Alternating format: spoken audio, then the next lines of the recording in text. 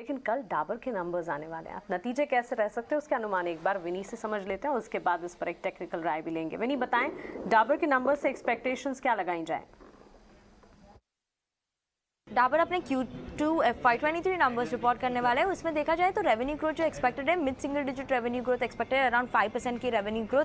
Profits में decline expected है, around 4.5% की डिक्लाइन आएगी प्रॉफिट्स में। वाइल मार्जिन्स एक्सपेक्टेड है कि वहाँ पे भी कॉन्ट्रैक्शन होगी, 200 बेसिस पॉइंट की कॉन्ट्रैक्शन इबिटा मार्जिन में एक्सपेक्टेड है, और इबिटा मार्जिन एक्सपेक्टेड है 20% पे।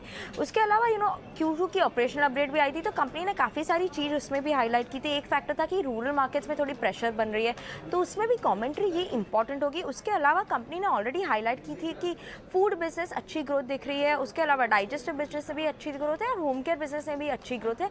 तो ओवरऑल वहाँ पे हम लोग एक्सपेक्ट करें कि डबल डिजिट रेवेन्यू ग्रोथ आएगी इन सब बिजनेसेस में। वाइल हेल्थ केयर बिजनेस की बात करें तो वहाँ पे थोड़ी मॉडरेशन एक्सपेक्टेड है हेल्थ केयर बिजनेस है।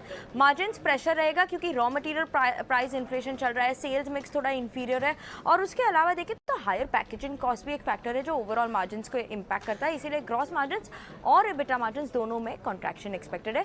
और factors to watch out for, commentary क्या आ रही है, डिमांड ट्रेंड्स रूरल ग्रोथ पे, कुछ कंज्यूमर प्रेफरेंस में चेंजेस हो रही है, क्या आयुर्वेदिक की प्रेफरेंस बढ़ रही है, नेचुरल्स की प्रेफरेंस बढ़ रही है, ये एक ट्रेंड वॉच आउट करने के लिए। उसके अलावा हेल्थ केयर बिजनेस कैसे ग्रो कर रहा है और एनी न्यू लॉन्चेस कंपनी की है, वो एक फैक्टर है वॉच आउट करने के लिए। ये तो डाबर के अर्निंग्स की बात हो गई। एज यूजुअल मार्जिन में प्रेशर की उम्मीद है, लेकिन देखते हैं स्टॉक कैसा रिएक्ट करेगा।